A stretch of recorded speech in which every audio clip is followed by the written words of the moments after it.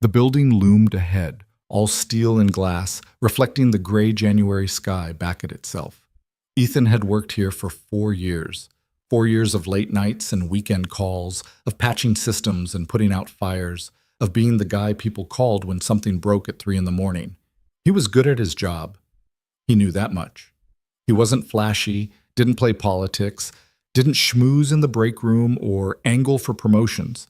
He just did the work, kept his head down, and went home to his daughter. That was the plan today, too. Can I draw while you work? That's the deal, remember? You sit quiet, I finish the server update, and we get pancakes after. Lily's face lit up. With chocolate chips? If you're good. I'm always good. Ethan smiled despite himself. She wasn't wrong.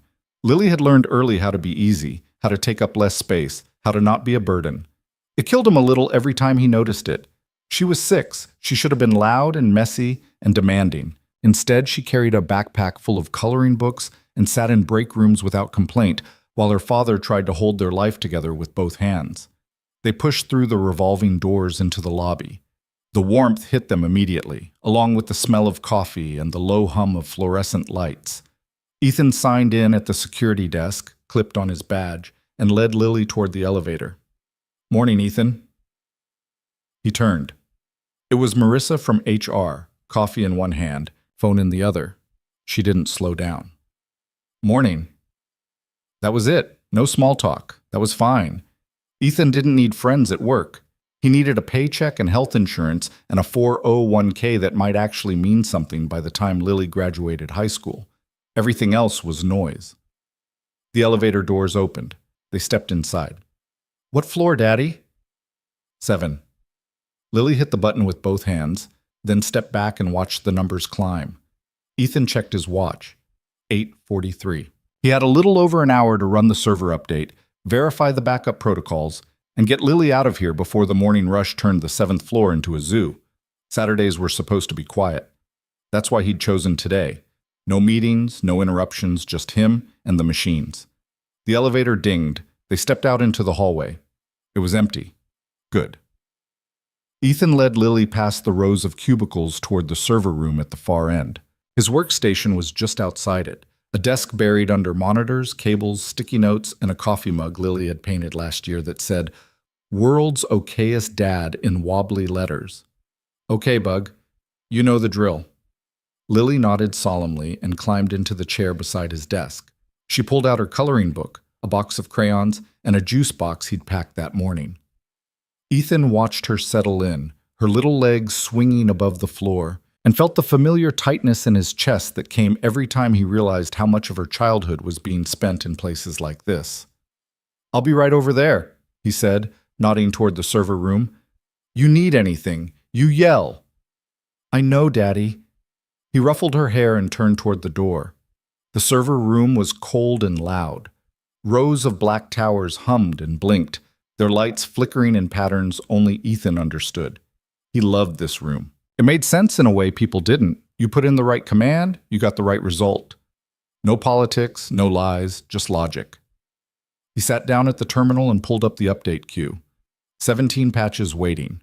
Routine stuff mostly, security updates, firmware tweaks, nothing that should take more than an hour. He started the first one and leaned back, letting the progress bar crawl across the screen. Behind him, through the glass partition, he could see Lily bent over her coloring book, tongue poking out in concentration. He smiled. She looked so much like her mother sometimes it hurt. 3 years. It had been 3 years since Claire died, and some days it still didn't feel real. A car accident on a Tuesday afternoon. She'd been coming home from the grocery store. Ethan had been at work. Lily had been at daycare. By the time he got the call, Claire was already gone. And the only thing left was the impossible question of how to explain to a 3-year-old that Mommy wasn't coming back. He didn't think about it much anymore, couldn't afford to. Grief was a luxury he didn't have time for. There were bills to pay and lunches to pack and permission slips to sign. There were scraped knees and bad dreams and parent-teacher conferences. There was Lily, who needed him to be steady, to be present, to be enough. So that's what he did.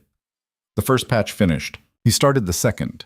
Outside the server room, footsteps echoed in the hallway. Ethan glanced up. Two people walked past, Adrian Vale and someone from accounting whose name he could never remember.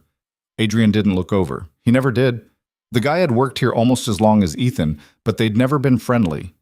Adrian was the type who measured success by how many people he could climb over, and Ethan had never been interested in playing that game. He turned back to the screen. Patch 3. Patch 4. Time slipped by the way it always did in the server room, fast and slow at the same time, measured in progress bars and blinking lights. Ethan got into a rhythm. Click, wait, verify, repeat. By 10:15, he was halfway through the queue. By 10:40, he was three-quarters done. He stood and stretched, his back cracking. Through the glass, Lily was still coloring, her juice box empty beside her. He stepped out into the hallway. "How's it going, Bug?" She held up the page. It was a drawing of two people, one tall, one small, standing in front of a house with a lopsided chimney. The sky was purple. The grass was orange. "That's us," she said proudly. "It's perfect." He glanced at the corner of the page where she'd written her name in big, careful letters. Underneath it, she'd added the date and time in the same wobbly handwriting. 10:47 a.m., January 18th. "Why'd you write the time?" She shrugged. "We learned it in school. Miss Carter says artists always sign their work with the date." Ethan crouched down beside her. "Well, Miss Carter's right. You're a real artist now." Lily beamed. He kissed the top of her head and stood. 10 more minutes, okay? Then pancakes. With chocolate chips. With chocolate chips." He turned back toward the server room. That's when the shouting started. It came from the far end of the hallway. Angry, panicked voices layered over each other. Ethan froze. He turned and saw people spilling out of offices, crowding around something he couldn't see. Someone was yelling about the servers. Someone else was yelling about a crash. His stomach dropped. He ran. By the time he reached the crowd, his heart was hammering. People were talking over each other, pointing at screens, their faces pale. Ethan pushed through and saw it. The monitoring dashboard was a sea of red. Every system was down. Every backup was offline. Every failsafe had failed. "What happened?" he said. No one answered. He grabbed the nearest keyboard and started pulling logs. The timestamps didn't make sense. The error codes were wrong. This wasn't a patch failure. This was something else, something deliberate. "Ethan." He turned. It was Greg Tomlinson, the VP of Operations. His face was the color of old paper. "We need to talk, now." "I'm trying to figure out what now, Ethan." There was something in Greg's voice that made Ethan's blood go cold. He followed him into a conference room. 3 other people were already inside. Marissa from HR, a guy from legal, and someone Ethan didn't recognize. They didn't sit. No one sat. "What's going on?" Ethan said. Greg looked at Marissa. Marissa looked at the legal guy. The legal guy cleared his throat. "Mr. Cole, we have reason to believe you initiated the server failure that occurred at approximately 10:50 this morning." Ethan stared at him. "What?" "The logs show that your credentials were used to execute a command that triggered a cascade failure across all primary systems. The damage is catastrophic. We're looking at millions in losses. That's insane. The evidence is clear. I was running routine patches. I didn't touch anything that could. Your access was logged. Your credentials. Your workstation." Ethan's mind was spinning. Someone must have used my login. Someone must have. "Mr. Cole." Marissa's voice was flat, rehearsed. "Effective immediately, your employment with Oraline Data Systems is terminated. You need to leave the building." The room went silent. Ethan couldn't breathe. "You're firing me?" "Security will escort you out."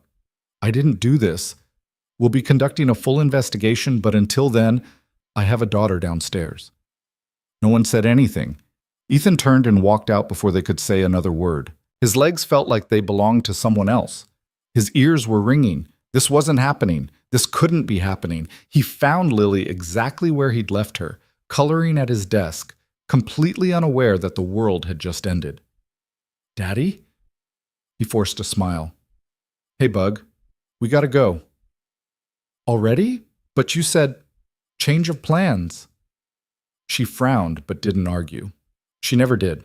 She packed up her crayons, her coloring book, her empty juice box, and slid off the chair. Ethan grabbed his coat and his keys and didn't look back. They walked to the elevator in silence. The lobby was chaos. People were running between offices, phones were ringing, someone was shouting about backups. Ethan kept his head down and kept moving. He signed out at the security desk, ignoring the way the guard looked at him, and pushed through the revolving doors into the cold. The wind hit him again, harder this time. Lily tugged on his hand. "Daddy, what's wrong?" "Nothing, Bug. Let's just get to the car." They crossed the plaza toward the parking garage. Ethan's hands were shaking. His mind was still trying to catch up. Fired. He'd been fired.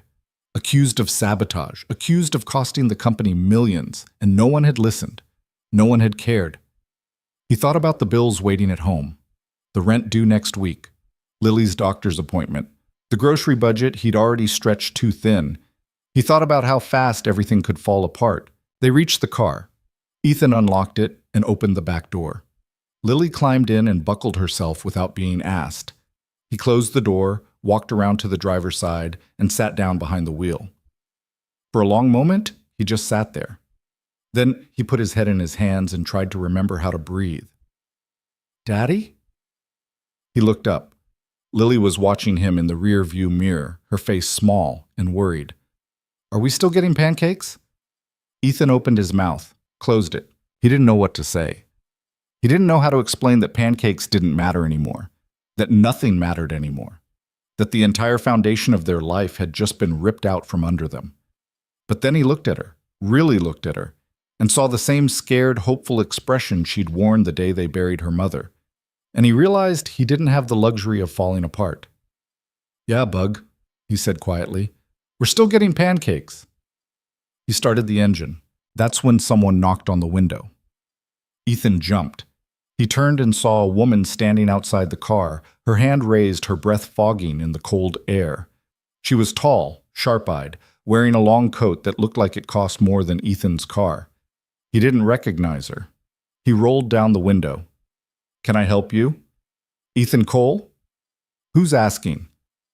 "Celeste Wren. I'm the CEO." Ethan's stomach turned over. "Look, I already talked to your people. I didn't do anything wrong, and I'm not—" "I know." He stopped. Celeste leaned down slightly, her eyes flicking to Lily in the back seat, then back to Ethan. "I just got back from a board meeting and heard what happened. I read the report. It doesn't add up." "Tell that to Greg Tomlinson." "I will. But first, I need to hear your side." Ethan stared at her. "Why?" "Because I don't make decisions based on panic. And what just happened upstairs was panic." For the first time since he'd walked into that conference room, Ethan felt something other than terror. Hope. It was small and fragile and probably stupid, but it was there. "Okay," he said slowly. "What do you want to know?" Celeste straightened. "Not here. Come back inside. Bring your daughter. This won't take long." She turned and started walking back toward the building without waiting for an answer. Ethan sat there, his hands still on the steering wheel, his heart pounding. Lily leaned forward. "Daddy? Who was that?" He looked at her in the rearview mirror. "I don't know, Bug, but I think maybe she's the only person in that building who wants to hear the truth." He turned off the engine, unbuckled his seatbelt, and opened the door. They followed Celeste Wren back inside. The elevator ride back up felt different, longer. Ethan stood with Lily pressed against his side, watching the numbers climb while Celeste Wren stood perfectly still on the other side of the car, her expression unreadable. She hadn't said another word since they'd left the parking garage. Just walked them through the lobby, past security, and into the elevator like this was the most normal thing in the world. Ethan didn't trust it. He'd learned a long time ago that people in expensive coats didn't help people like him. They smiled when it was useful, made promises when it cost them nothing, and disappeared. The second things got complicated. He didn't know what Celeste Wren wanted, but he was pretty sure it wasn't justice. Still, he was here. What else was he supposed to do? The doors opened on the 7th floor. The chaos from earlier had spread. People were everywhere now, clustered around monitors. Phones pressed to their ears, voices tight, with something between anger and fear. No one looked at them as Celeste led them down the hallway toward the executive wing. Daddy, Lily whispered, why are we going back? Just for a minute, Bug. Are you in trouble? The question landed like a punch. Ethan looked down at her and saw the worry in her eyes, the same worry she'd carried since she was 3 years old, since the day he'd had to tell her that sometimes bad things happened, and there was nothing anyone could do about it. No, he said, I'm not in trouble. He hoped that was true. Celeste stopped in front of a corner office with floor-to-ceiling windows overlooking the city. She pushed open the door and stepped inside. Ethan hesitated, then followed. The office was clean, organized, and cold. A massive desk dominated the center, its surface empty except for a laptop and a single-framed photograph Ethan couldn't see from where he stood. Bookshelves lined one wall. The other was glass. Sit, Celeste said, gesturing toward 2 chairs. Ethan sat. Lily climbed into the chair beside him, her backpack still on, her legs dangling. She looked around the room with wide eyes, taking it all in the way kids did, noticing things adults missed. Celeste didn't sit. She stood behind her desk, arms crossed, studying Ethan like he was a problem she hadn't figured out yet. Tell me what happened this morning, she said. Start from the beginning. Ethan exhaled slowly. I came in around 8:45 to run server updates. Saturday mornings are quiet. That's why I picked today. I brought Lily because I didn't have anyone to watch her. Where's her mother? The question was blunt, almost clinical. Ethan felt Lily stiffen beside him. She's gone, he said quietly. 3 years now. Celeste's expression didn't change, but something shifted in her eyes. She nodded once. Go on. I set Lily up at my desk with her coloring books. Then I went into the server room and started the updates. 17 patches total. Routine stuff. Nothing that should have caused a problem. What time did you start? Around 9. I worked straight through until about 10:45. That's when I took a break to check on Lily. And during that time, you didn't leave the server room? No. You didn't access any other terminals? No, I was running the updates from the server room console. That's it. Celeste leaned forward slightly. So you're telling me that between 9 and 10:45, you were physically inside the server room, alone, running patches. That's right. And no one can verify that. Ethan's chest tightened. Lily can. Celeste's gaze shifted to the little girl in the chair. Lily looked back at her, uncertain but steady. For a long moment, neither of them spoke. How old are you? Celeste asked. 6, Lily said. And you were with your dad the whole time? Lily nodded. I was coloring. Did he leave you alone? Only when he went into the loud room. The loud room? The server room, Ethan said. She doesn't like it in there, too noisy. Celeste straightened.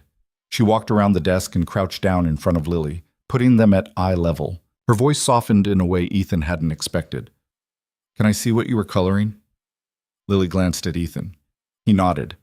She unzipped her backpack and pulled out the coloring book, flipping to the page she'd been working on, the one with the 2 people in front of the lopsided house. Celeste took it carefully, like it was something fragile. She studied it for a long moment, her eyes moving across the page. Then she stopped. You wrote the time, she said. Lily nodded. Miss Carter says artists always sign their work with the date and time. Smart teacher. Celeste looked at the corner of the page where Lily had written 10:47 a.m., January 18th in careful, wobbly letters. Then she stood and turned to Ethan. What time did they say the crash happened? Around 10:50. And you were with Lily at 10:47.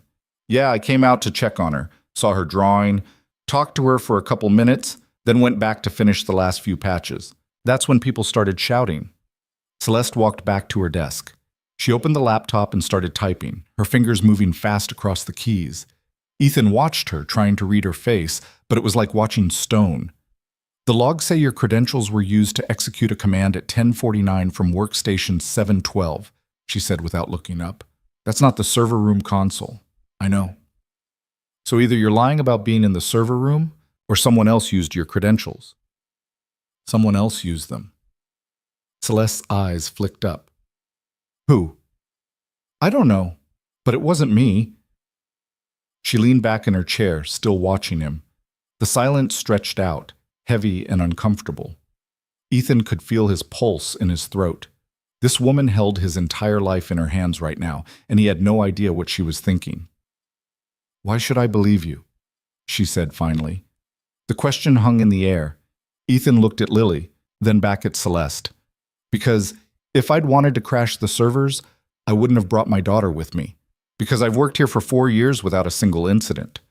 Because I don't have a reason to destroy the place that pays my rent and keeps my kid fed. And because—" He stopped, his voice catching. "Because I'm telling you the truth, and someone in this building is counting on the fact that no one will bother to check." Celeste didn't move, didn't blink. Then she closed the laptop. "Wait here," she said. She walked out of the office, leaving the door open behind her. Ethan sat frozen, his hands gripping the armrests, his mind racing. Lily reached over and touched his arm. "Daddy, are we still getting pancakes?" He almost laughed. Almost. "Yeah, bug. After this." "Okay."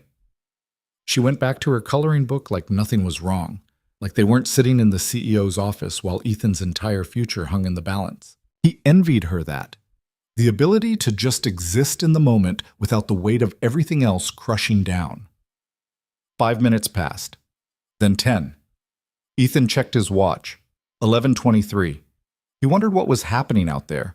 Wondered if Celeste was pulling the same logs Greg had pulled, coming to the same conclusions, realizing that the easiest answer was the right one, and Ethan Cole was just another guy trying to talk his way out of something he'd done. Footsteps in the hallway. Celeste came back into the office, but she wasn't alone. Behind her was a man Ethan recognized, Neil Ortega, head of IT security. He was carrying a tablet and looked like he hadn't slept in a week. "Ethan," Celeste said, "this is Neil. He's going to walk me through the security logs. I want you here while he does it." Neil glanced at Ethan, his face carefully neutral, then set the tablet on the desk. Celeste stood beside him, arms crossed. "Show me workstation 712, she said. Neil tapped the screen. A log file appeared, lines of text scrolling past. "This is the terminal where the command originated." The login was authenticated at 10:46 using Ethan Cole's credentials. The destructive command was executed at 10:49. "And the server room console?" Neil swiped to a different file. Ethan's credentials were also active here.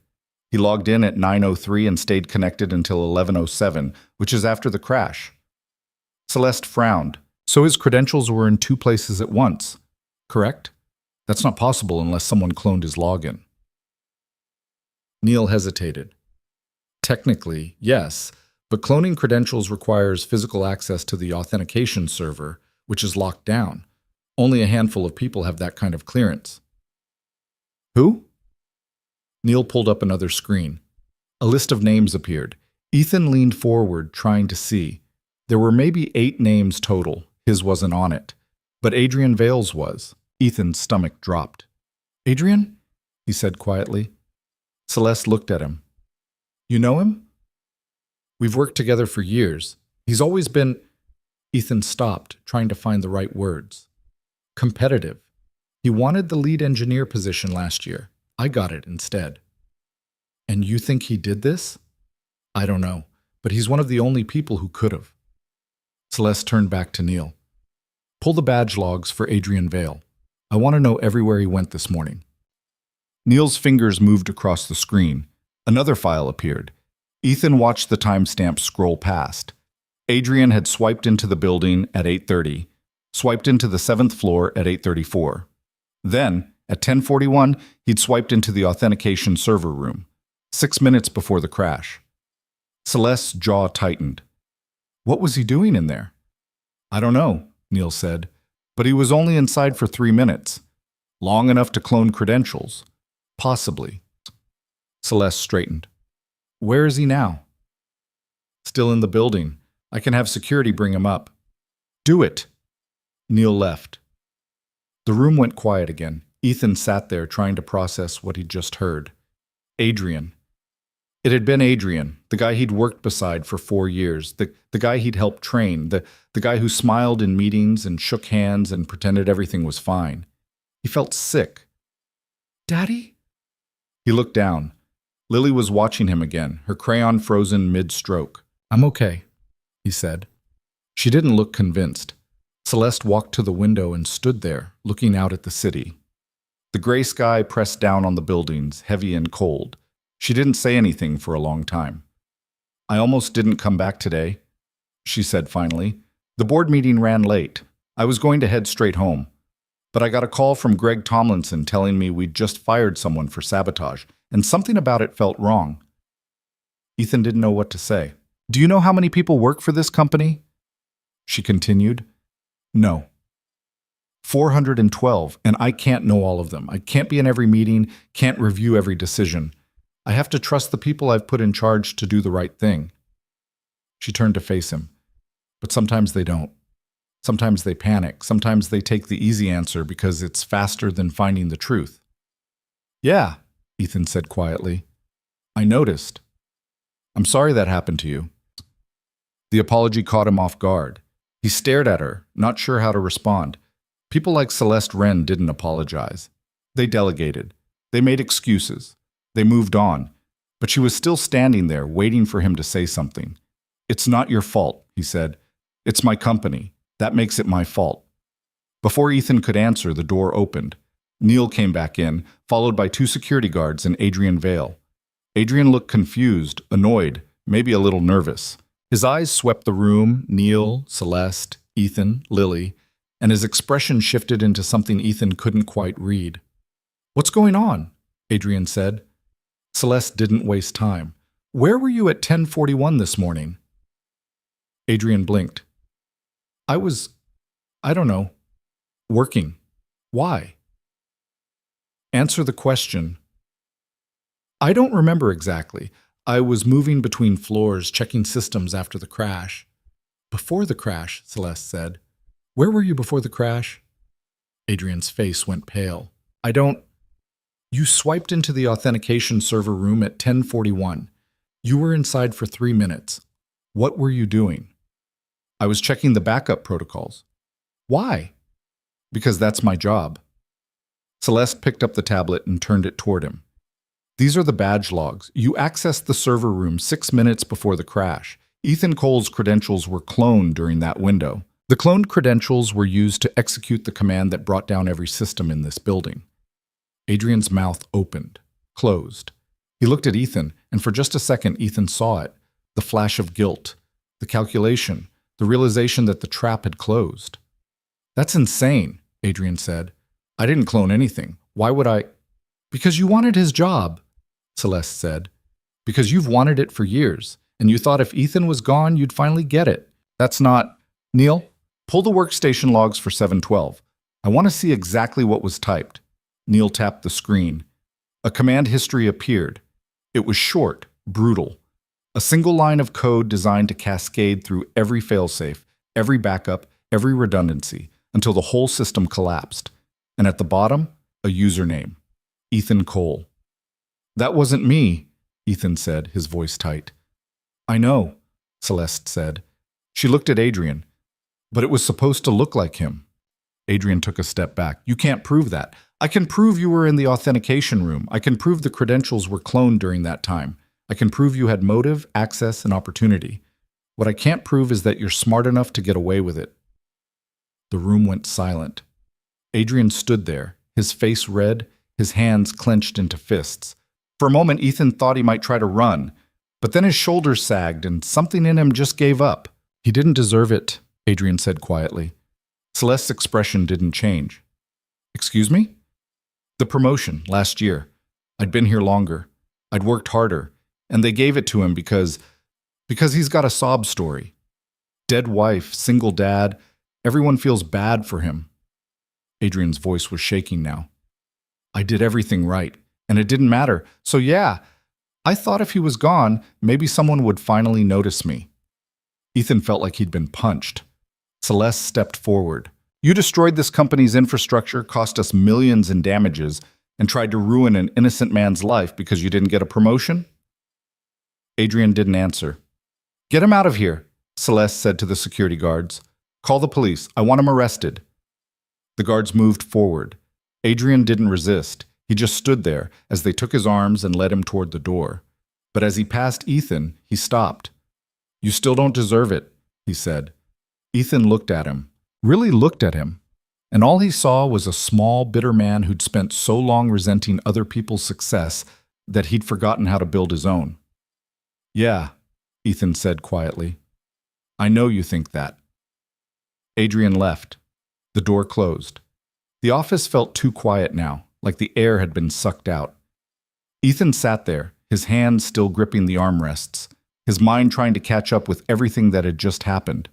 He'd been fired, accused, nearly destroyed, and then, in the span of an hour, vindicated by a 6-year-old's drawing and a CEO who'd actually bothered to ask questions. It didn't feel real. Celeste sat down behind her desk. She looked tired now, the sharpness in her face softened by something Ethan couldn't quite name. "I'm sorry," she said again. Ethan shook his head. "You didn't do this." "No, but I built a system that allowed it to happen. That's on me." She opened a drawer and pulled out a folder. She slid it across the desk toward Ethan. He picked it up and opened it. Inside was his termination letter, the one Greg Tomlinson had handed him 2 hours ago. Celeste reached over and took it from him. Then, very deliberately, she tore it in half. "Your employment is reinstated," she said. "Full back pay for today, full benefits, and a formal apology from this company in writing by end of business Monday." Ethan stared at the torn paper. Just like that? Just like that?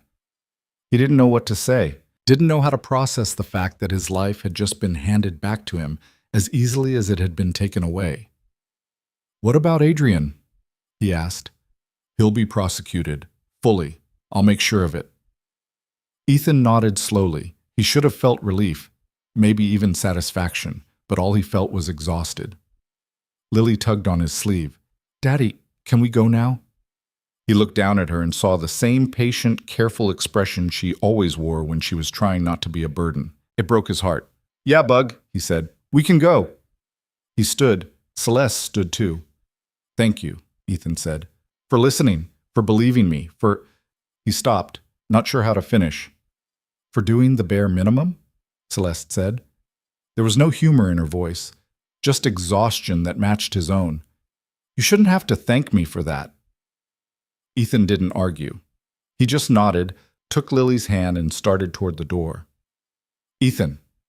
He turned. Celeste was looking at Lily's drawing, still sitting on her desk. "Can I keep this?" Lily looked up at Ethan. He shrugged. "Okay," Lily said. "Thank you." Celeste picked up the drawing carefully, like it mattered. "I'm going to frame it, put it somewhere I can see it every day, so I remember." "Remember what?" Lily asked. Celeste smiled, and it was the first real smile Ethan had seen from her all day. "That the truth is usually hiding in the smallest places," she said, "and sometimes you just have to be willing to look."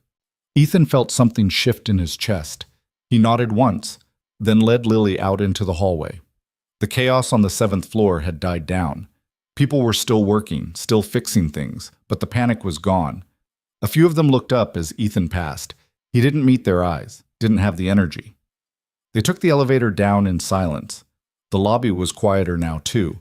Ethan signed out at the security desk, walked Lily through the revolving doors, and stepped back out into the cold. The wind was still brutal, still cutting through his coat like it wanted to remind him that winter didn't care about justice or vindication or anything else. But somehow it felt different now, lighter maybe. Or maybe Ethan just felt lighter. They crossed the plaza toward the parking garage. "Daddy?" "Yeah, Bug? Are we really getting pancakes now?" Ethan stopped. He looked down at his daughter, at her small, hopeful face, and realized that for the first time in 3 years, he wasn't worried about the cost. Wasn't calculating whether they could afford it. Wasn't measuring every dollar against the next bill. He had his job back. He had his reputation back. He had a future again. "Yeah," he said, "we're really getting pancakes. With chocolate chips?" "With chocolate chips."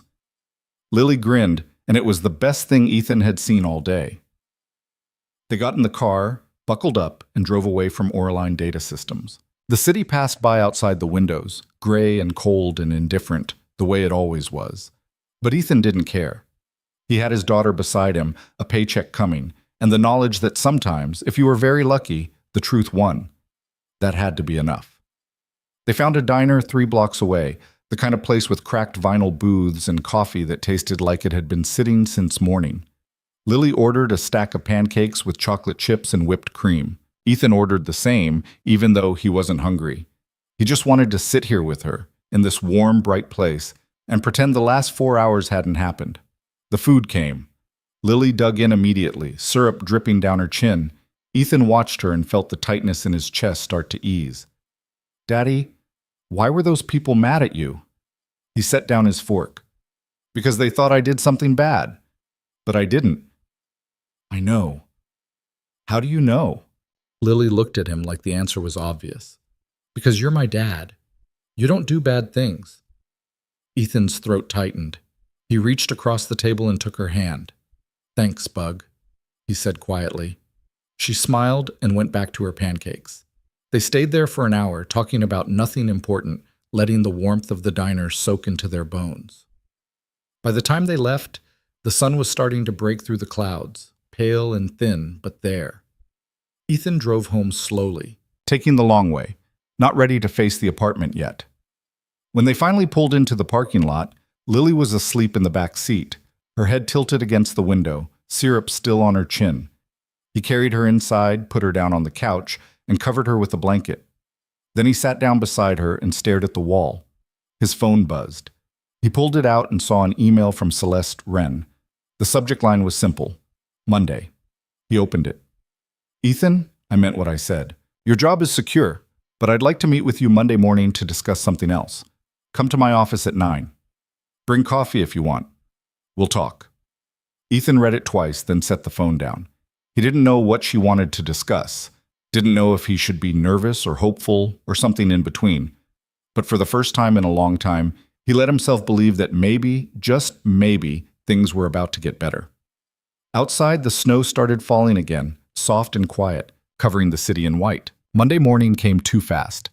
Ethan woke up at 6, same as always, and lay there staring at the ceiling while the apartment creaked and settled around him. Lily was still asleep in her room, her door cracked open the way she liked it, the hallway light spilling across her floor in a thin yellow line. Outside, the city was just starting to wake up, car engines turning over, footsteps on frozen sidewalks, the distant groan of a garbage truck making its rounds. He should have felt relief. His job was back. His name was cleared. Adrian Vale was sitting in a holding cell somewhere, facing charges that would probably end his career and a good chunk of his life. Everything had worked out. So why did Ethan feel like he was standing on the edge of something he didn't understand? He got up, made coffee, and stood at the kitchen window watching the sun try to break through the clouds. The email from Celeste Wren sat in his phone like a weight.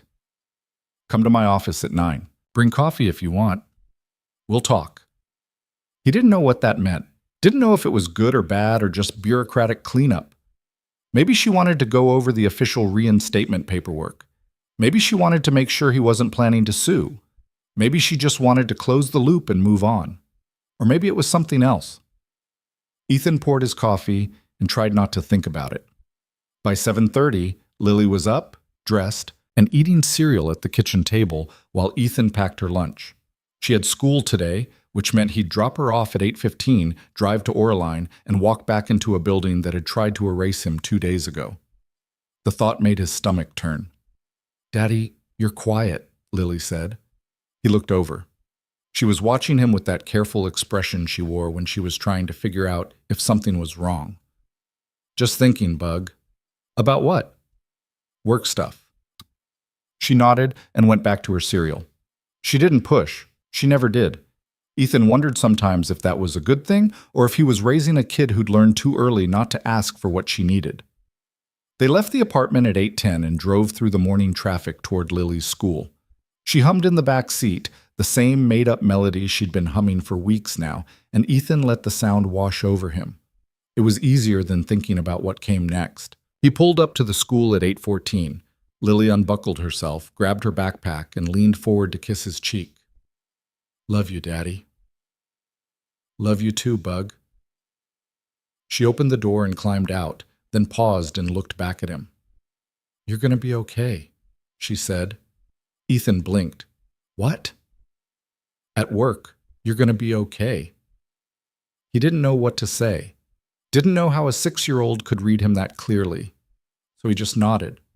"Yeah," he said. "I will." Lily smiled, closed the door, and ran toward the building, her backpack bouncing against her shoulders. Ethan watched until she disappeared inside, then sat there for another minute, trying to steady himself. Then he drove to Oraline Data Systems.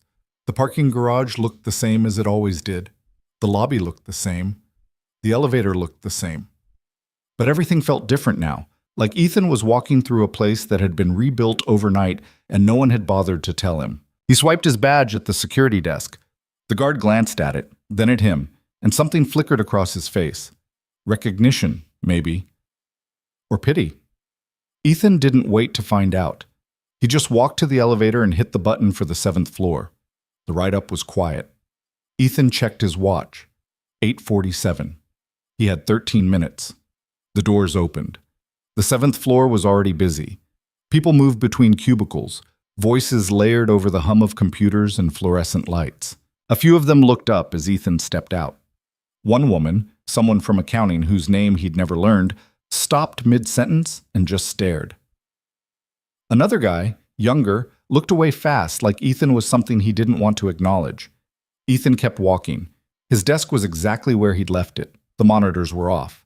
The coffee mug Lily had painted was still there, sitting beside a stack of papers he'd been meaning to file.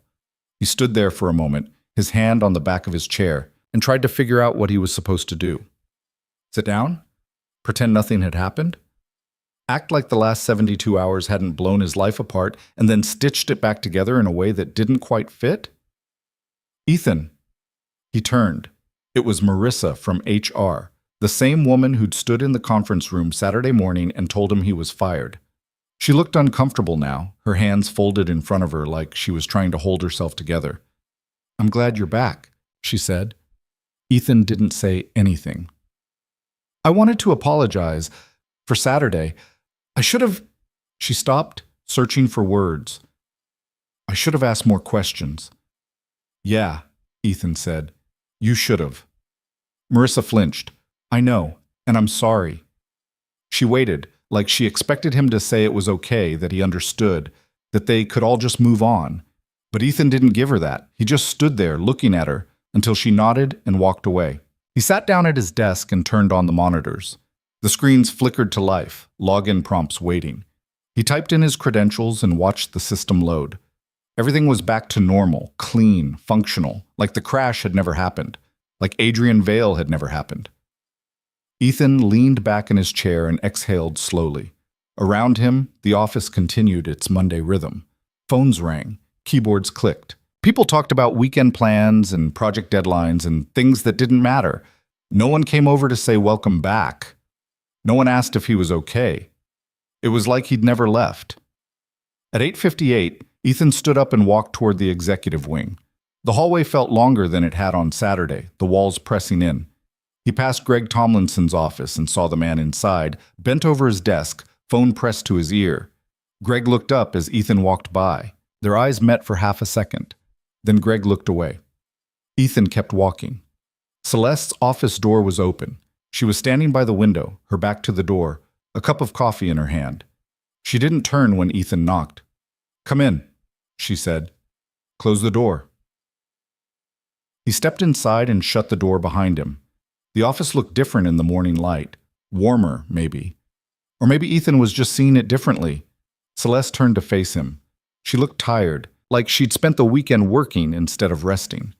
There were shadows under her eyes that hadn't been there before. "You came," she said. "You asked me to." "I wasn't sure you would." Ethan didn't know what to say to that, so he didn't say anything. Celeste gestured toward the chairs. "Sit." He sat. She walked around the desk but didn't sit down. Instead, she leaned against it, arms crossed, studying him the same way she had on Saturday. "How are you?" she asked. "Fine." "That's not true." Ethan looked at her. "No, it's not." She nodded, like that was the answer she'd expected. I spent the weekend going through everything, the logs, the security footage, the timelines. I wanted to make sure we didn't miss anything. And we didn't. Adrian Vale acted alone. He cloned your credentials, executed the command, and let you take the fall. It was deliberate, calculated, and almost worked. Almost, Ethan repeated. If I hadn't come back when I did, you'd still be unemployed, probably unhireable. Your reputation would have been destroyed and no one would have questioned it. Ethan felt the anger rise in his chest, hot and sharp. Yeah, I know. Celeste set down her coffee. I sent an email to the entire company this morning. I explained what happened. I named Adrian. I cleared your record. And I made it very clear that what happened to you was unacceptable. Thanks. It's not enough. No, Ethan said quietly. It's not. She looked at him for a long moment. What would be enough? The question caught him off guard. He opened his mouth, then closed it. What did he want? An apology? He'd gotten that. His job back? He had that too. Justice? Adrian was in jail. So what was missing? I don't know, he said finally. Celeste straightened. She walked to her desk, opened a drawer, and pulled out a folder. She set it down in front of him. Open it, she said. Ethan picked up the folder and opened it. Inside was a single sheet of paper. A job offer. Senior Director of Infrastructure Security. Salary almost double what he was making now. Direct report to the CEO. He stared at it. I don't understand, he said. Saturday showed me something I should have seen years ago, Celeste said. This company has a problem. We're so focused on speed, on efficiency, on moving fast and fixing things later that we've forgotten how to ask the right questions. We've built a culture where the easiest answer is always the right answer, even when it's not. And you think I can fix that?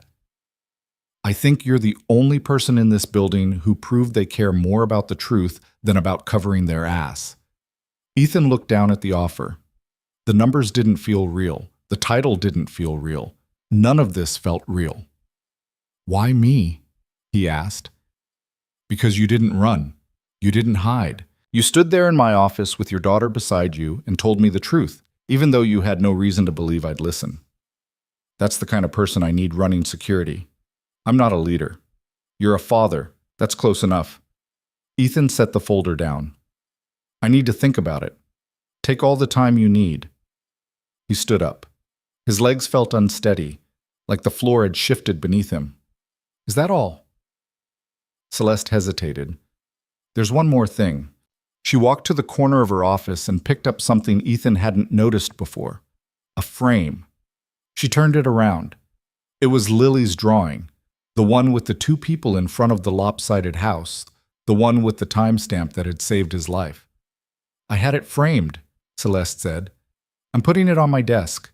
So every time I make a decision, I remember that the truth is usually smaller and quieter than the lie. Ethan felt something crack open in his chest. He looked at the drawing, at his daughter's careful handwriting, and realized that Celeste wasn't just offering him a job. She was offering him a chance to make sure what happened to him never happened to anyone else. I'll think about it, he said again. Celeste nodded. That's all I'm asking. Ethan left the office and walked back down the hallway. His mind was spinning. Senior director, double salary, direct report to the CEO. It was the kind of opportunity people spent their whole careers chasing. And it was being handed to him because he'd been in the right place at the right time with the right 6-year-old. He sat down at his desk and stared at the monitors. Around him, the office continued its Monday rhythm, but Ethan couldn't focus. All he could think about was the folder sitting in Celeste's office, the job offer that didn't make sense, and the question he couldn't answer. What did he want? He wanted Lily to have a good life. He wanted to pay the bills without checking his bank account first. He wanted to stop waking up every morning wondering if today was the day everything fell apart. But did he want this? His phone buzzed. A text from Lily's school. Reminder, parent-teacher conference this Thursday at 4 p.m. Ethan closed his eyes. Thursday, 4 p.m. He'd have to leave work early, pick up Lily, sit in one of those tiny plastic chairs, while Miss Carter told him everything his daughter was doing, right because Lily never did anything wrong, and then drive home and make dinner and help with homework and put her to bed and do it all over again the next day. That was his life. That was what mattered. Not titles, not salaries, not offices with floor-to-ceiling windows. Just Lily. He opened his eyes and looked at the coffee mug on his desk. World's okayest dad. She'd painted it 2 years ago, her hands covered in paint, her smile so wide it looked like it might split her face in half. He'd kept it on his desk ever since, even though it was chipped and faded and didn't hold coffee very well. He picked it up and turned it over in his hands. Then he stood up and walked back to Celeste's office. She looked up when he knocked. That was fast. "I have a question," Ethan said. "Go ahead." "If I take this job, what happens to my hours?" Celeste frowned. "What do you mean?" "Right now, I work 8 to 5. Sometimes I stay late if there's an emergency, but mostly I'm out by 5:15 so I can pick up my daughter from aftercare. If I take this job, does that change?" Celeste leaned back in her chair. "You'd have more responsibility, more meetings, more travel, probably." "So yes." "Probably." Ethan nodded slowly. "Then I can't take it." Celeste blinked. "What?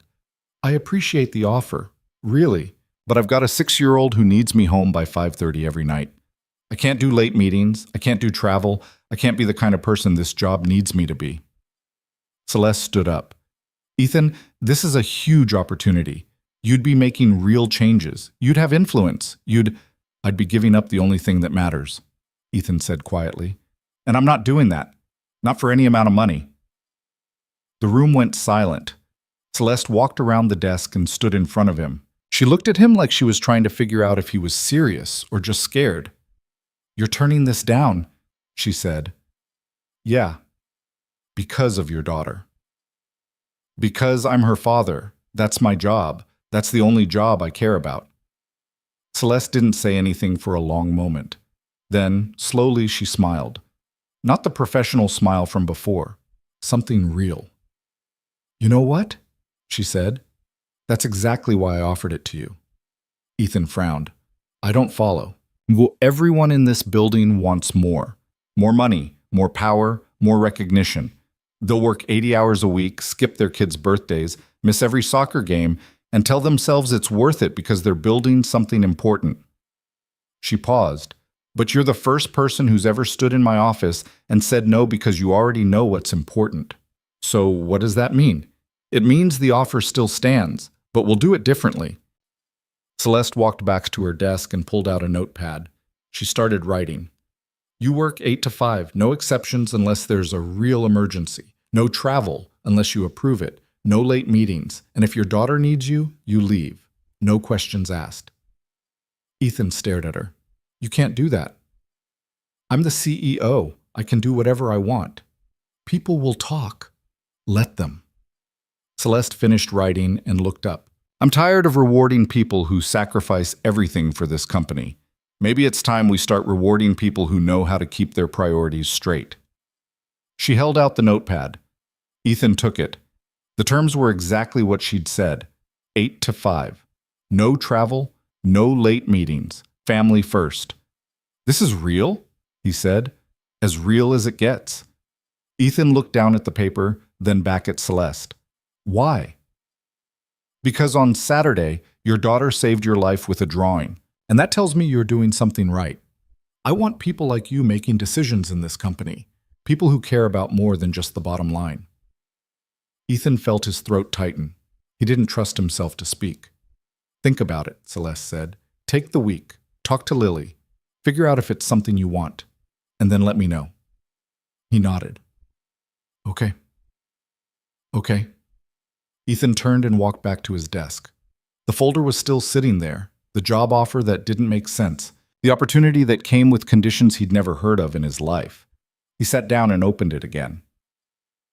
Senior Director of Infrastructure Security, double salary, family first hours. Sounded like something out of a dream. He pulled out his phone and looked at the picture on his lock screen. Lily, grinning at the camera, chocolate ice cream smeared across her face. She'd been 4. They'd been at the park. It had been one of those perfect summer afternoons where nothing went wrong and the world felt manageable. He wanted more of those. He wanted to be there when she lost her first tooth, when she learned to ride a bike, when she brought home her first report card, when she asked him questions he didn't know how to answer. He wanted to be her father, not just the guy who paid the bills.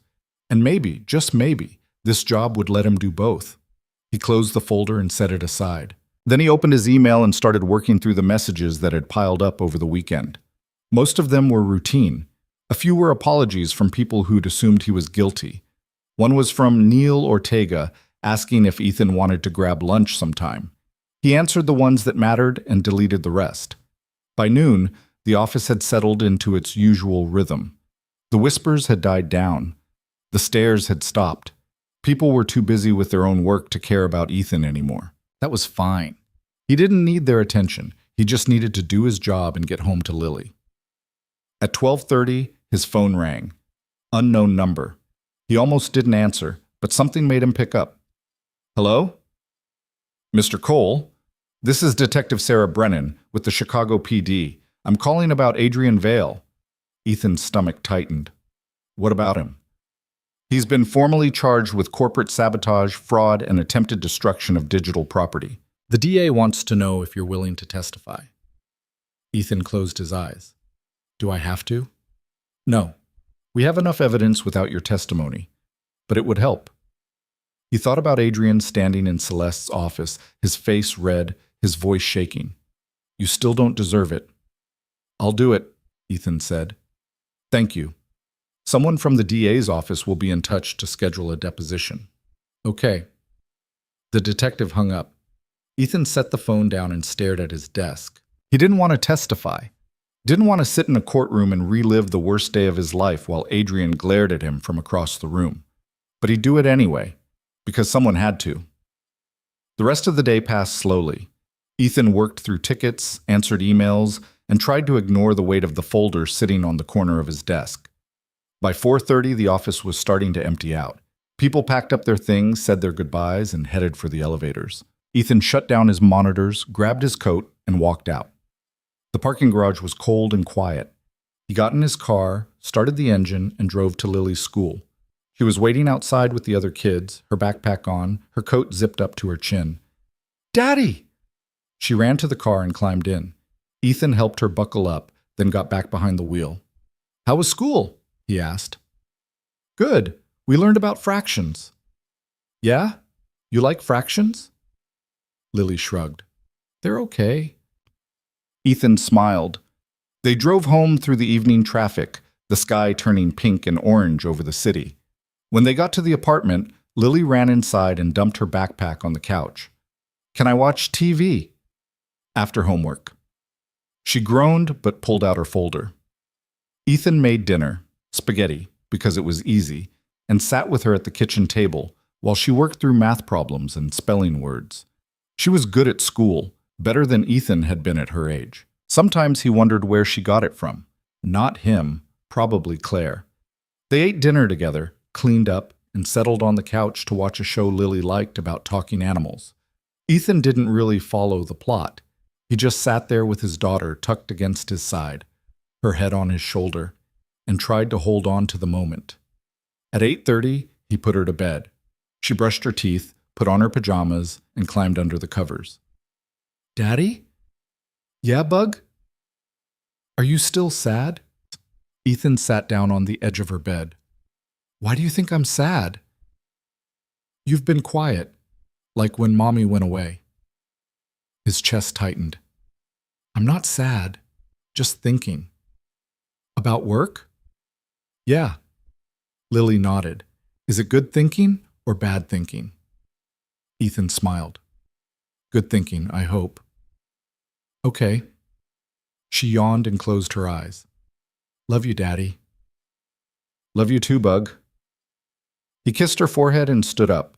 She was asleep before he even left the room. Ethan walked back to the living room and sat down on the couch. The apartment was quiet now, just the hum of the fridge and the distant sound of traffic. He pulled out his phone and opened the email from Celeste. Senior Director of Infrastructure Security. He read the offer again. Then he opened a new message and started typing. I'll take the job. But I need you to promise me something. If I ever start putting this company ahead of my daughter, I need you to fire me. I mean it. No second chances. No warnings. Just done. He hit send before he could second guess himself. 2 minutes later, his phone buzzed. Deal. Welcome to the team, Ethan. You start next Monday. Ethan set the phone down and leaned back against the couch. He didn't know what came next. Didn't know if he'd made the right choice or if he was setting himself up for something he couldn't handle. But for the first time in a long time, he felt like he was moving forward instead of just holding on. And that had to count for something. The week between accepting the job and actually starting it felt longer than it should have. Ethan went to work every day, did his regular job, answered his regular tickets, and tried not to think too hard about what Monday would bring. But it was there, sitting in the back of his mind like something he couldn't quite name. Not fear, exactly. More like the feeling you get before stepping onto a stage you didn't ask to be on. Thursday came faster than he wanted. 4 o'clock, parent-teacher conference. Ethan left work at 3:40, picked up Lily from school, and drove them both back to the building. She sat beside him in the hallway outside Miss Carter's classroom, swinging her legs and humming that same melody she'd been humming for weeks. You nervous? Ethan asked. Lily shook her head. Miss Carter likes me. I know she does. Then why would I be nervous? Ethan smiled. Good point. The door opened. Miss Carter stepped out. A woman in her late 50s with gray hair pulled back in a bun and the kind of smile that made you think she'd spent her whole life working with kids and never regretted it once. Lily, Mr. Cole, come on in. They followed her inside. The classroom smelled like crayons and cleaning solution. Tiny chairs were pushed under tiny desks, each one covered in drawings and name tags. Miss Carter gestured toward 2 adult-sized chairs she'd set up near her desk. Please sit. Ethan sat. Lily climbed into the chair beside him, her feet barely touching the ground. Miss Carter pulled out a folder and opened it. Lily's doing wonderfully. She's reading above grade level. Her math skills are strong, and she's always the first one to help when another student is struggling. That's great, Ethan said. She's also very quiet. Ethan glanced at Lily. She was looking down at her hands. What do you mean? He asked. Miss Carter leaned forward slightly. Lily's a joy to have in class, but she doesn't speak up much. Even when I call on her, she gives short answers. She doesn't ask questions. She doesn't raise her hand unless I ask her to. Is that a problem? Not academically, but socially, I worry she's holding herself back. The other kids try to include her, but she doesn't engage. She eats lunch alone most days. At recess, she sits by herself and draws. Ethan felt something tighten in his chest. He looked at Lily again. She was still staring at her hands, her face carefully blank. Lily, he said gently, is that true? She shrugged. I like drawing, but don't you want to play with the other kids? Sometimes. So why don't you? Lily didn't answer. Miss Carter's voice softened. I'm not saying this to worry you, Mr. Cole. I just think Lily might benefit from some encouragement. Maybe a play date with one of her classmates. Or an after-school activity where she can meet other kids in a smaller setting. Ethan nodded slowly. Okay, I'll think about it. She's a wonderful child. You should be very proud. I am. They talked for a few more minutes about reading levels and math benchmarks and the upcoming school play. Then Miss Carter stood, shook Ethan's hand, and walked them to the door. Ethan and Lily walked back to the car in silence. The sun was already setting, the sky turning dark blue at the edges. Ethan unlocked the car and opened the back door for Lily. She climbed in and buckled herself without a word. He got in the driver's seat and sat there for a moment, his hands on the wheel. Bug, he said quietly, why don't you play with the other kids? Lily didn't answer right away. When she finally spoke, her voice was small. Because they ask questions. Ethan turned around to look at her. What kind of questions? About my mom, about why you're always the one who picks me up, about why I don't have sleepovers or birthday parties. Ethan's heart broke a little. What do you tell them? I don't. I just say I have to go draw. Ui ama du seid schon zu zäh.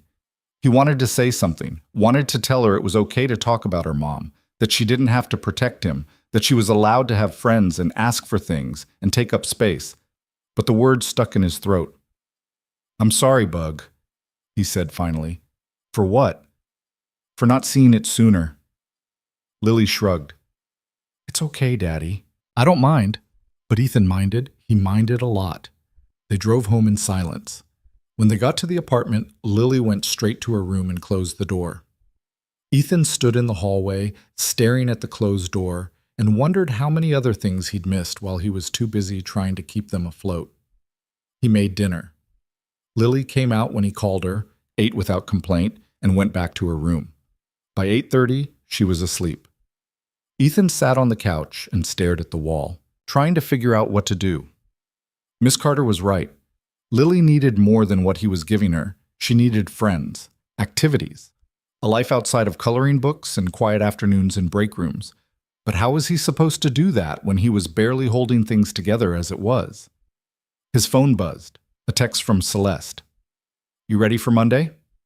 Ethan stared at the message. Was he ready? He didn't know. He didn't know if he'd ever be ready. He typed back, "As ready as I'll ever be." Her response came fast. "Good. Because I'm throwing you in the deep end." Ethan set the phone down and rubbed his face. The deep end. That's exactly what it felt like. Friday passed in a blur. Ethan wrapped up his last tickets as a regular engineer, handed off his current projects to the guy who'd be covering his old role, and cleaned out his desk. It felt strange packing up 4 years of work into a single cardboard box. Strange and a little sad, like closing a chapter he hadn't realized he'd been writing. At 5, he left the building and didn't look back. Saturday morning, he woke up with a plan. He made breakfast, got Lily dressed, and told her they were going out. "Where?" she asked. "You'll see." They drove to the park on the north side of the city, the one with the big playground and the walking trails and the pond where ducks gathered in the summer. It was cold, the ground still covered in patches of snow, but the sun was out and the sky was clear. Lily looked around, confused. "Why are we here?" "Because Miss Carter said you need to make some friends," Ethan said. "And I figured we'd start by going places where other kids might be." "Daddy, it's freezing." "I know, but look." He pointed toward the playground. There were maybe a dozen kids running around, bundled up in coats and hats, their parents standing nearby with coffee cups and tired eyes. "You don't have to talk to them if you don't want to, but maybe just try. See what happens." Lily looked at the playground, then back at him. "What if they don't like me?" "Then they're idiots." She smiled a little at that. "Okay, I'll try." She climbed out of the car and walked toward the swings. Ethan followed at a distance, close enough to see her but far enough to give her space. She sat down on a swing and started pumping her legs, her breath fogging in the cold air. A few minutes later, another girl, maybe 7 or 8, walked over and sat on the swing beside her. "Hi," the girl said. Lily glanced at her. "Hi. I'm Emma." "I'm Lily. You want to see who can swing higher?" Lily hesitated, then she nodded. "Okay." Ethan watched them swing higher and higher, laughing when the chains creaked and their feet kicked at the sky. Something in his chest loosened. It wasn't much, just 2 kids on swings. But it was a start. He stayed at the park for an hour, watching Lily play with Emma and a few other kids who joined in. When it was time to go, Lily ran back to him, her cheeks red from the cold, her eyes bright. "Did you have fun?" he asked. "Yeah. Emma wants to know if I can come back next Saturday." Ethan smiled. "We'll see." "Does that mean yes?" "Probably." Lily grinned and climbed into the car. On the drive home, she talked about Emma and the other kids and the game they'd invented where you had to jump off the swings at the highest point without falling. Ethan listened and felt something he hadn't felt in a long time. Hope. Sunday was quiet. Ethan spent the day doing laundry, meal prepping for the week, and trying not to think about Monday. Lily played in her room, drawing and humming and being 6. By the time evening rolled around, Ethan was exhausted in a way that had nothing to do with being tired. He put Lily to bed early, kissed her goodnight, and sat on the couch with a beer he didn't really want. His phone buzzed. Another text from Celeste. See you at 8. Don't be late. Ethan set the phone down and closed his eyes. 8 o'clock. Senior Director of Infrastructure Security, a job he didn't know how to do, reporting to a woman who expected him to fix a system he'd barely survived. He finished the beer and went to bed. Monday morning came like a freight train. Ethan woke up at 6, showered, dressed in the nicest clothes he owned, and made breakfast for Lily. She sat at the table, still half asleep, spooning cereal into her mouth while Ethan checked his watch for the 10th time. You look fancy, Lily said. Thanks, Bug. Are you scared? Ethan paused. A little. You'll be okay. How do you know? She shrugged. Because you always are. Ethan didn't know what to say to that, so he just kissed the top of her head and told her to finish her cereal. He dropped her off at school at 8:10, watched her run inside, and then drove to Orline Data Systems for the first day of his new life. The building looked the same, the parking garage looked the same, but when Ethan walked into the lobby and swiped his badge, everything felt different. The security guard nodded at him. A woman from legal smiled as she passed. Someone he didn't recognize held the elevator door open. Congratulations on the promotion, the guy said. Ethan nodded. Thanks. He rode the elevator to the 8th floor. The executive wing. He'd never been up here before. The hallway was quieter than the 7th floor, the carpet thicker, the lighting softer. He found his new office at the end of the hall. The door was open. Inside was a desk, a chair, a computer, and a window that looked out over the city. On the desk was a note. Welcome to the team. Let's get to work. Celeste. Ethan set down his bag and sat in the chair. It was comfortable. Too comfortable. He spun around once, feeling ridiculous, and then stopped when he saw someone standing in the doorway. It was Neil Ortega, head of IT security, the guy who'd helped pull the logs that cleared Ethan's name. Ethan, Neil said, got a minute? Yeah, come in. Neil stepped inside and closed the door. He looked nervous, his hands shoved in his pockets, his eyes not quite meeting Ethan's. I wanted to say congratulations, Neil said, and also apologize. Ethan frowned. For what? For not catching what Adrian did sooner. I should have seen the credential cloning, should have flagged the unusual access. But I didn't. And you almost lost everything because of it. It's not your fault. Yeah, it is. At least partly. Neil sat down in the chair across from Ethan. Look, I know you didn't ask for this job, and I know you're probably wondering what the hell you're supposed to do now. So I'm offering to help.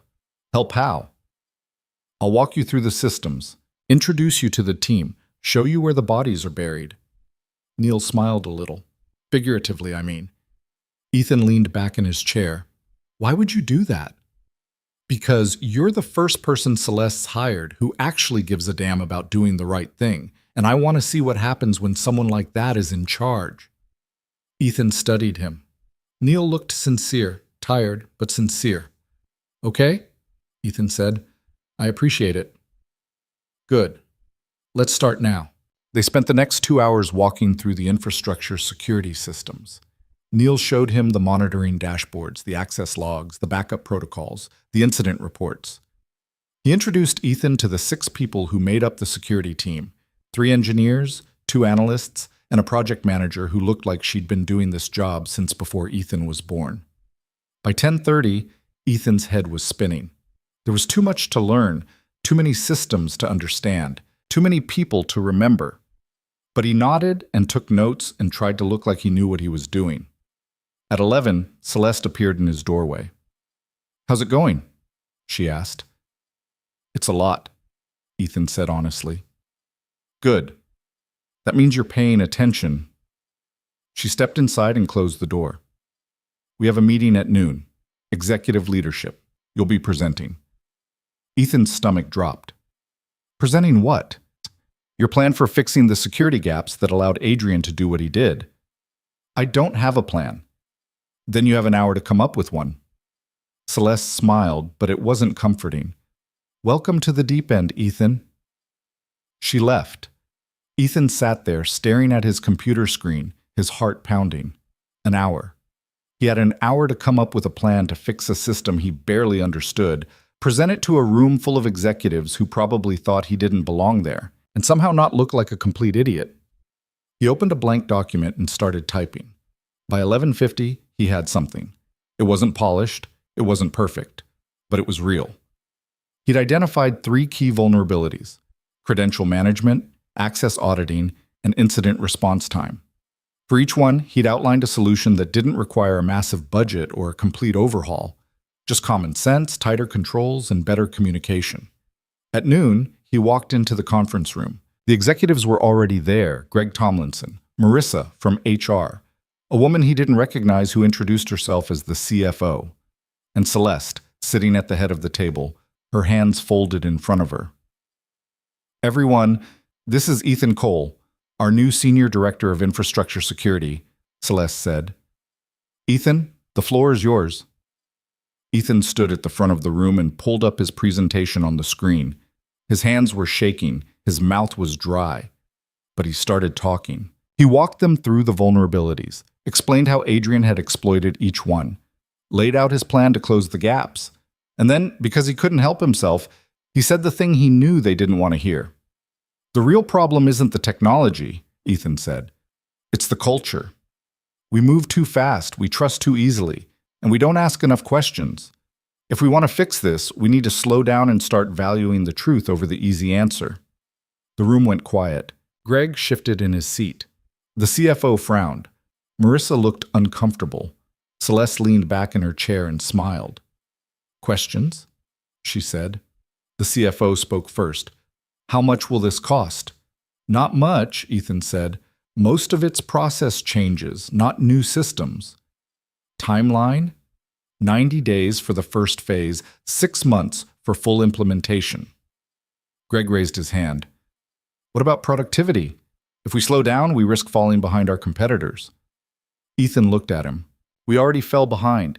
Adrian brought down the entire system. We lost millions. I'm trying to make sure that doesn't happen again." Greg's face reddened, but he didn't argue. The meeting went another 20 minutes. They asked more questions.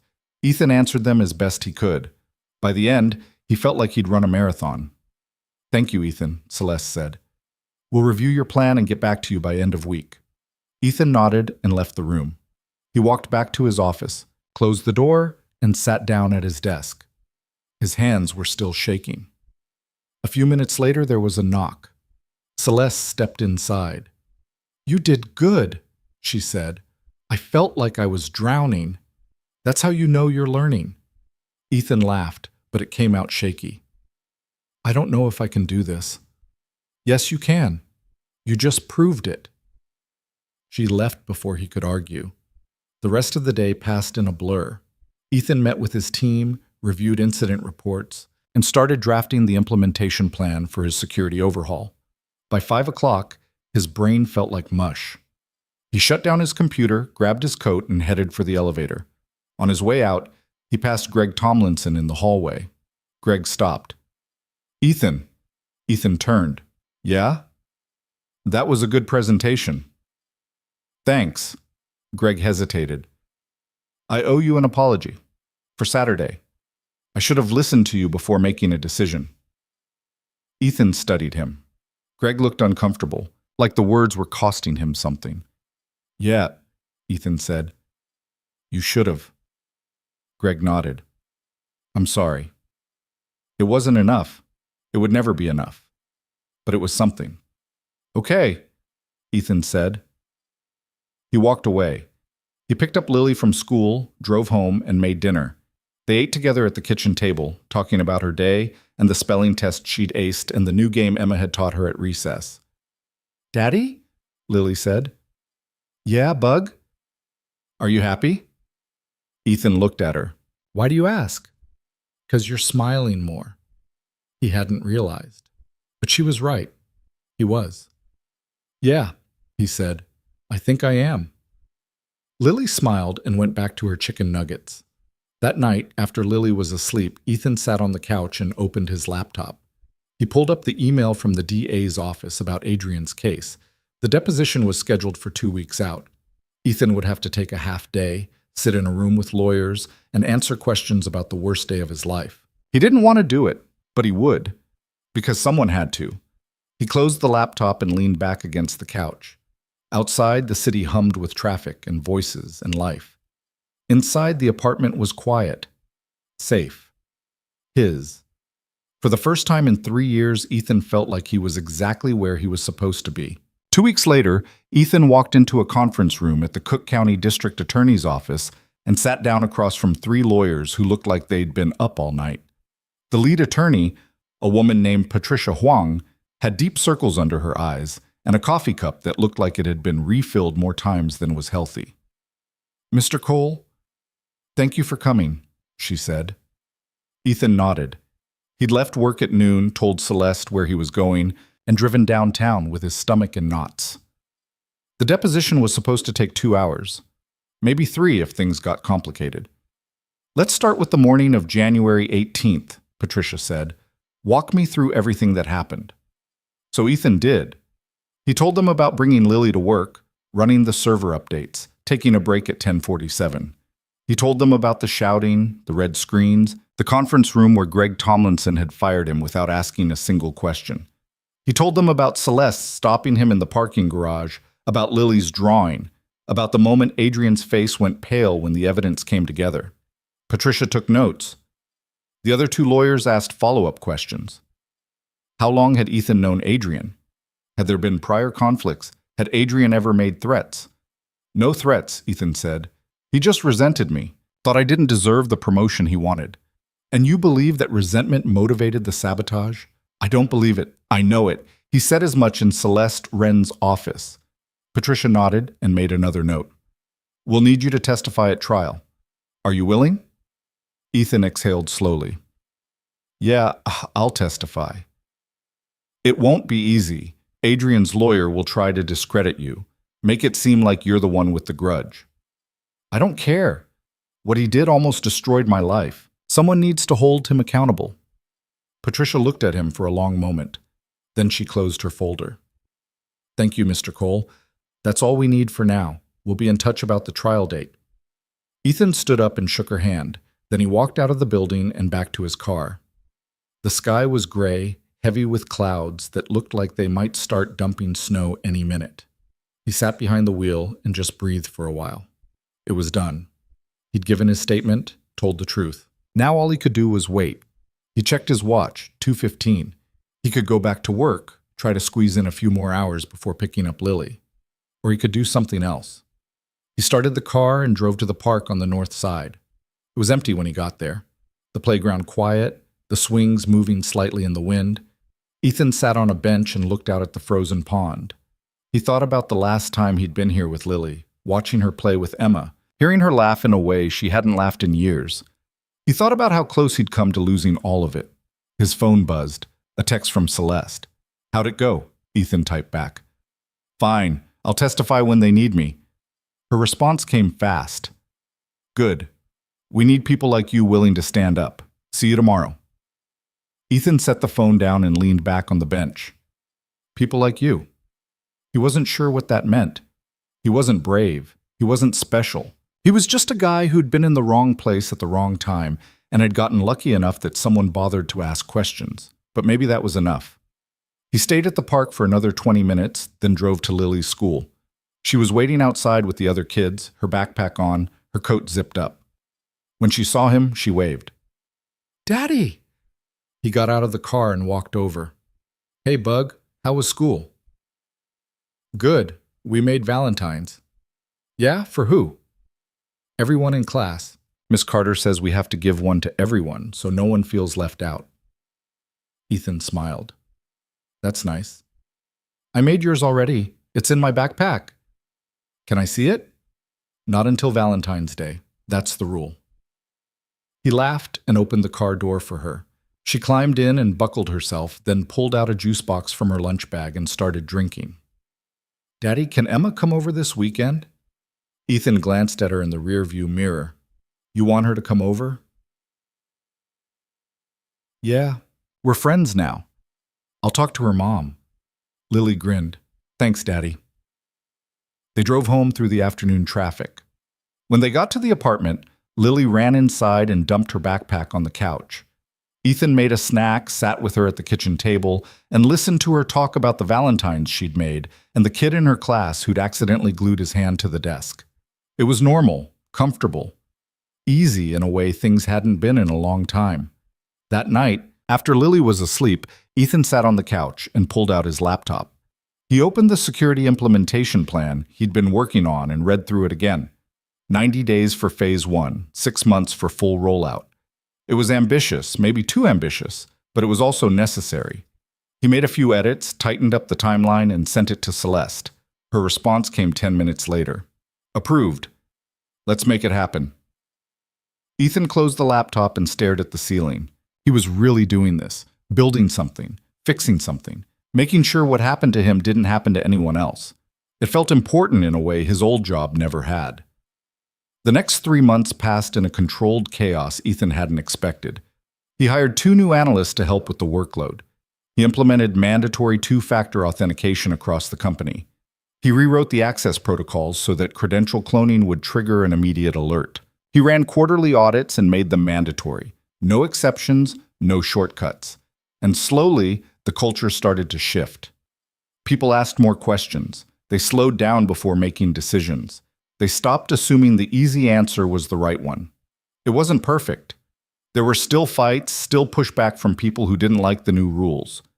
But it was better. And better was enough. In April, the trial date was set. Adrian Vale would face a jury in early May. Patricia Huang called Ethan to confirm he was still willing to testify. "I am," he said. "Good. I'll prep you the week before. It'll be fine." Ethan wasn't sure he believed her, but he said okay anyway.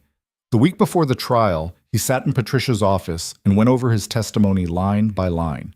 She asked him the questions the defense would ask, the ones designed to make him look angry or vindictive or unreliable. He answered them as calmly as he could. "You're going to be fine," Patricia said when they finished. "Just tell the truth. That's all you need to do." "What if the jury doesn't believe me?" "They will. You've got the logs, the badge records, the timeline, and you've got Lily's drawing." She smiled. "That drawing is going to win this case." Ethan hoped she was right. The trial started on a Tuesday in early May. Ethan took the day off, dropped Lily at school, and drove downtown to the courthouse. He sat in the hallway outside the courtroom, waiting to be called, his hands sweating, his heart pounding. At 10:30, they called his name. He walked into the courtroom and sat in the witness box. The room was smaller than he'd expected, the jury box filled with 12 people who looked tired and bored. Adrian sat at the defense table, his face blank, his eyes fixed on the table in front of him. Patricia stood and walked toward Ethan. "Mr. Cole, can you tell the jury what happened on the morning of January 18th? Ethan took a breath and started talking. He told them everything. The server updates, Lily's drawing, the accusation, the termination, Celeste's intervention, the evidence that proved Adrian had set him up. Patricia entered Lily's drawing into evidence.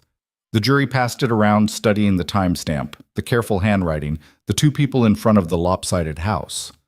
"This drawing," Patricia said, "proves that Ethan Cole was with his daughter at 10:47, 2 minutes before the sabotage command was executed from a terminal he wasn't using. Does that sound like the actions of a guilty man?" The defense attorney objected. The judge overruled. Patricia continued, "Adrian Vale cloned Mr. Cole's credentials, executed a command designed to destroy the company's infrastructure, and let an innocent man take the fall. And he did it because he was jealous, because he wanted a promotion, because he valued his career more than the truth." She sat down. The defense attorney stood. He was younger than Patricia, sharper dressed, and his smile was the kind that didn't reach his eyes. "Mr. Cole," he said, "isn't it true that you and Adrian Vale had a contentious working relationship?" "No," Ethan said. "You weren't upset when he applied for the same promotion you received?" "I didn't know he'd applied." "But you knew he resented you." "Not until after he framed me." The attorney smiled. "So you admit there was animosity?" "I admit he was angry. I wasn't. And yet here you are, testifying against him. Doesn't that suggest you have a grudge?" Ethan looked at him. "I'm testifying because he tried to destroy my life. That's not a grudge. That's justice." The attorney opened his mouth, then closed it. He didn't ask any more questions. The trial lasted 3 days. Ethan testified on day 1. Celeste testified on day 2. Neil Ortega walked the jury through the technical evidence on day 3. By the time closing arguments started, the defense didn't have much to work with. The jury deliberated for 4 hours. They came back with a guilty verdict on all counts. Ethan sat in the gallery and watched Adrian's face crumble. The judge set sentencing for 3 weeks out. Patricia turned to Ethan and shook his hand. "We won," she said. Ethan nodded.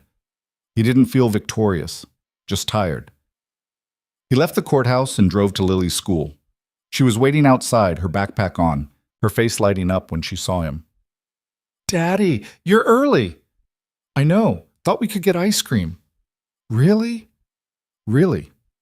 They drove to the ice cream shop 3 blocks from the apartment. Lily ordered chocolate chip. Ethan ordered vanilla. They sat at a table by the window and ate in silence for a while. "Daddy," Lily said, "are you okay?" He looked at her. "Yeah, Bug. I'm okay." "You look sad." "Not sad, just thinking." "About what?" Ethan set down his spoon. "About how lucky I am." Lily frowned. "Why?" "Because I've got you. And because even when things were really bad, we made it through." Lily smiled. "We're a good team." "Yeah," Ethan said quietly. "We are." 3 weeks later, Adrian Vale was sentenced to 5 years in federal prison. Ethan didn't attend the sentencing. He didn't need to. It was over. Adrian was gone. The truth had won, and Ethan had a life to live. By June, the security overhaul was complete. The new protocols were in place. The audits were running smoothly. The company had gone 3 months without a single major incident. Celeste called Ethan into her office on a Friday afternoon. "Sit," she said. He sat. She was standing by the window looking out at the city the way she always did when she was thinking. "You've done good work," she said. "Thanks." "The board is impressed. The shareholders are happy. And more importantly, the employees feel safer." Ethan didn't know what to say, so he just nodded. Celeste turned to face him. "I'm promoting you again." Ethan blinked. "What?" "Vice President of Security and Compliance. You'll oversee not just infrastructure, but data privacy, regulatory compliance, and risk management. Celeste, Same deal as before, 8 to 5. No travel unless you approve it. Family first." Ethan stared at her. "Why do you keep doing this?" "Because you keep proving you deserve it." She walked to her desk and picked up the framed drawing, Lily's drawing, the one that had started everything. "This has been on my desk for 5 months. Every time I look at it, I remember that the most important decisions we make aren't the big ones. They're the small ones, the ones where we choose to slow down and ask questions instead of rushing to judgment." She set the frame down and looked at him. "You taught me that, Ethan, and I want you to teach it to the rest of this company." Ethan felt his throat tighten. "I don't know if I'm the right person for this." "You're the only person for this." He thought about it, about the job, about the responsibility, about what it would mean for him and for Lily. "Okay," he said finally. "I'll do it." Celeste smiled. "Good. You start Monday." Ethan left her office and walked back to his own. He sat down at his desk and looked out the window at the city below. 6 months ago, he'd been sitting in this building with a termination letter in his hand and no idea how he was going to survive. Now he was a vice president, making more money than he'd ever imagined, doing work that actually mattered. It didn't feel real. His phone buzzed. A text from Lily's school. Reminder: end of year celebration tomorrow at 2 p.m. Parents welcome. Ethan smiled. He typed back a response confirming he'd be there, then shut down his computer and headed home. The end-of-year celebration was held in the school gymnasium. Parents sat in folding chairs while kids performed songs they'd learned in music class. Lily was in the front row, her voice small but clear, her hands folded neatly in her lap when she wasn't singing. Ethan sat in the back and watched her. She looked happy, confident in a way she hadn't been at the beginning of the year. She had friends now. Emma and 2 other girls who sat with her at lunch and played with her at recess. She was going to be okay. After the performance, Lily ran over and threw her arms around him. "Did you see me?" I saw you. You were great. Emma's mom said I can come to her birthday party next week. Can I go? Ethan smiled. Yeah, Bug. You can go. Lily grinned and ran back to her friends. Ethan watched her go, feeling something settle in his chest. She was going to be okay. They were both going to be okay. That night, after Lily was asleep, Ethan sat on the couch and thought about everything that had happened. The firing, the investigation, the trial, the promotions, the slow, hard work of rebuilding a life that had almost been taken from him. He thought about Adrian Vale sitting in a prison cell, paying for what he'd done. He thought about Celeste Wren, who'd chosen to ask questions instead of accepting the easy answer. And he thought about Lily, who'd saved his life with a drawing and a timestamp, and the simple fact of being exactly where she was supposed to be. It wasn't a story about good people and bad people. It was a story about what happened when people stopped long enough to care about the truth, when they chose integrity over convenience, when they valued the quiet voice in the back of the room over the loud one at the front. Ethan didn't know if he was a good man. He'd made mistakes. He'd been angry. He'd wanted revenge. But he'd also chosen to tell the truth, even when it was hard, even when no one was listening. And in the end, that had been enough. He pulled out his phone and opened his photos. The most recent one was from the park last weekend. Lily on the swings, her head thrown back, her mouth open in a laugh. Emma beside her doing the same. Ethan stared at the picture for a long time. Then he set the phone down and went to bed. 3 months later, Ethan stood in front of the entire company at the quarterly all-hands meeting. Celeste had asked him to present the new security and compliance framework, and he'd spent the last week preparing. The auditorium was packed, 412 employees, all looking at him, waiting to hear what he had to say. Ethan took a breath and started talking. 6 months ago, this company made a mistake. We assumed guilt without asking questions. We chose speed over truth, and we almost destroyed an innocent man's life because of it. The room went quiet. I'm not here to shame anyone. I'm here to make sure it doesn't happen again. The framework we're implementing isn't just about preventing sabotage. It's about building a culture where we value integrity over efficiency, where we ask hard questions instead of accepting easy answers, where we slow down long enough to make sure we're doing the right thing. He clicked to the next slide. It was a picture of Lily's drawing. This is what saved me, Ethan said, a 6-year-old's drawing with a timestamp that proved I was innocent. And the only reason it mattered is because one person, Celeste Wren, chose to look at it, chose to ask questions, chose to care about the truth. He paused. That's what I'm asking all of you to do, care about the truth. Even when it's inconvenient, even when it's hard, even when the easy answer is staring you in the face. The room was silent. Ethan finished the presentation and stepped off the stage. As he walked back to his seat, people started clapping, slowly at first, then louder, until the entire auditorium was applauding. He sat down beside Celeste. She leaned over. Well done, she said. Thanks. You ready for this? Ethan looked out at the crowd, at the people who'd ignored him, who'd assumed the worst, who'd moved on without a second thought, and at the people who'd stood by him, who'd asked questions, who'd cared. Yeah, he said, I'm ready. That evening, Ethan picked up Lily from school and drove her to Emma's house for the birthday party. Emma's mom answered the door, a woman in her 40s with kind eyes and a smile that reminded Ethan of Claire.